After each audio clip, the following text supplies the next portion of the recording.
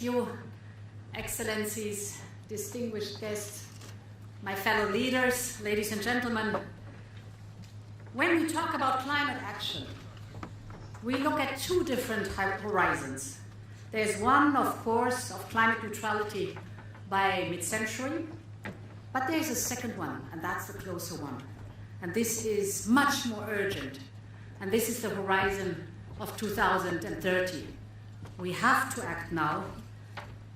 We need big structural changes, yes, to reach 2050 climate neutrality, but we cannot wait for 2050. We have to cut emissions fast. And methane is one of the gases we can cut fastest. Doing that will immediately slow down climate change, because we all know methane is a powerful greenhouse gas.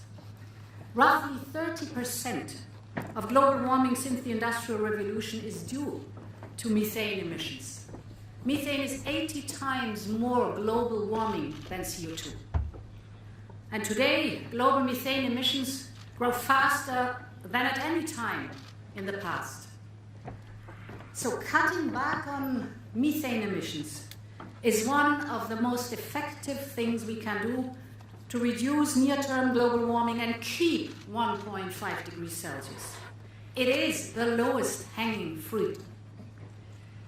On September 17th, when you, President Biden, dear Joe, hosted us for the Major Economies Forum, the European Union and the United States announced the Global Methane Pledge. Since then, our climate envoys, John Kerry and Franz Timmermans, have worked intensively, tirelessly to gather support. And today, just over 6 weeks later, we are officially launching our methane pledge. And we're proud and happy and grateful that over 80 countries have signed up. This is fantastic. Thanks to you. Together, these over 80 countries commit to reduce global methane emissions by at least 30% by 2030 from 2020 levels on. Methane emissions come from various sources. We all know oil, gas, coal, agriculture, and landfillings. These sectors have different potential for short-term action. The greatest potential for cuts is, without any doubt, in the energy sector. And this is why next month, us, the European Commission, we will propose to regulate methane emissions.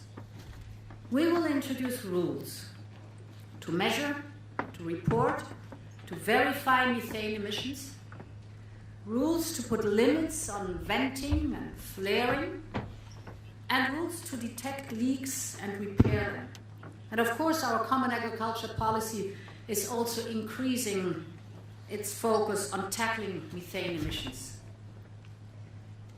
Distinguished guests, ladies and gentlemen, fellow leaders, the Global Methane Pledge makes cutting on methane emissions a collective undertaking.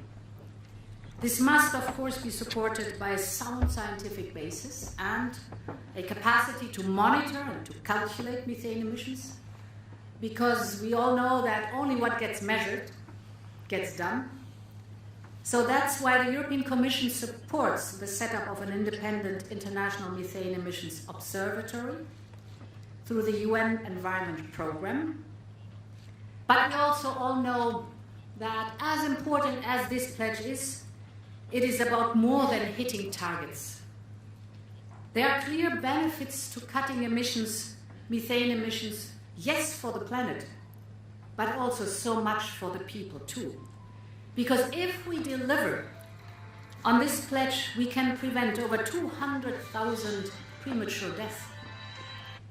We can prevent hundreds of thousands of asthma-related emergency room visits and over 20 million tons of crop losses a year by reducing ground-level ozone pollution. I want to thank all those countries that have signed up to the Global Methane Pledge. With this global pledge, we are making COP26 the moment when the world moves from aspiration to action. And now it's my pleasure and honor to leave this podium for you, Mr. President, dear Joe. Thank you.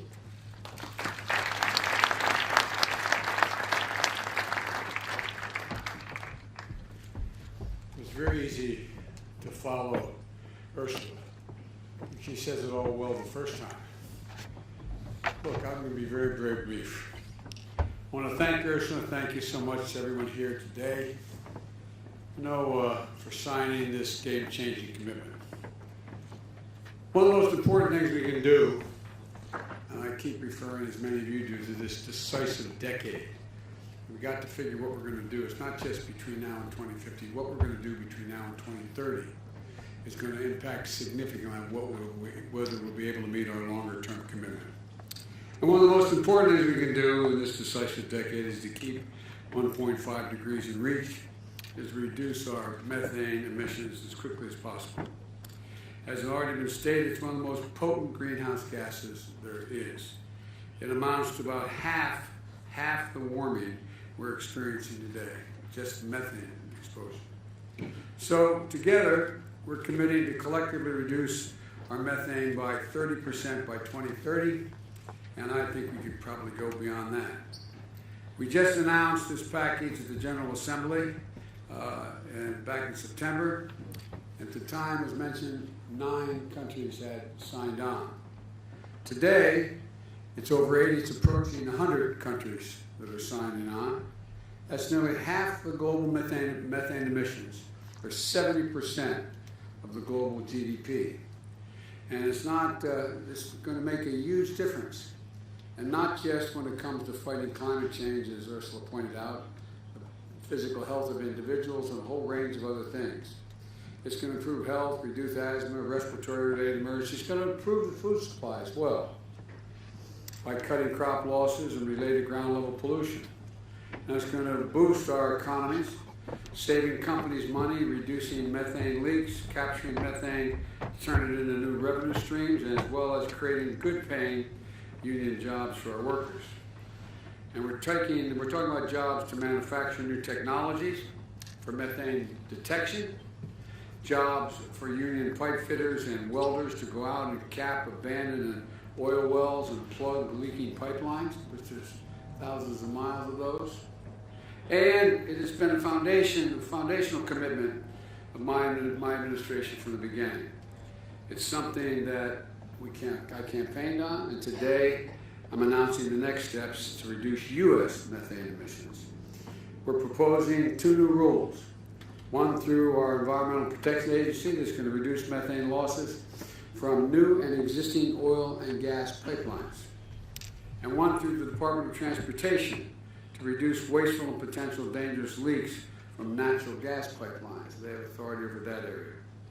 We're also launching a new initiative to work with our farmers and our ranchers to introduce climate-smart agricultural practices and reduce methane on farms, which is a significant source as well. And this is all part of our new methane strategy, which focuses on reducing the largest source of methane emissions while putting thousands of skilled workers on the job all across the United States, and I expect in your countries as well.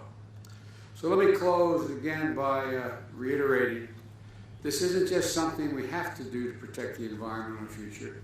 It's an enormous opportunity for all of us, all of our nations, to create jobs and make meeting climate goals a core part of our global economic recovery as well.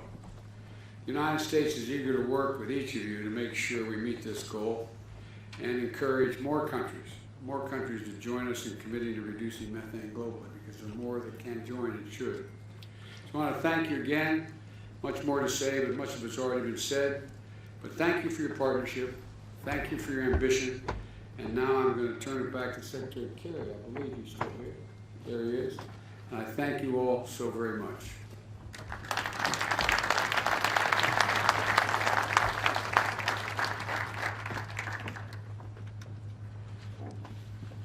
My pleasure to introduce Prime Minister of Canada, Justin Trudeau.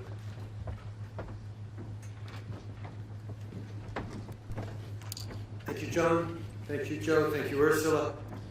We all want to build a cleaner and healthier future for our kids. And that means taking real climate action.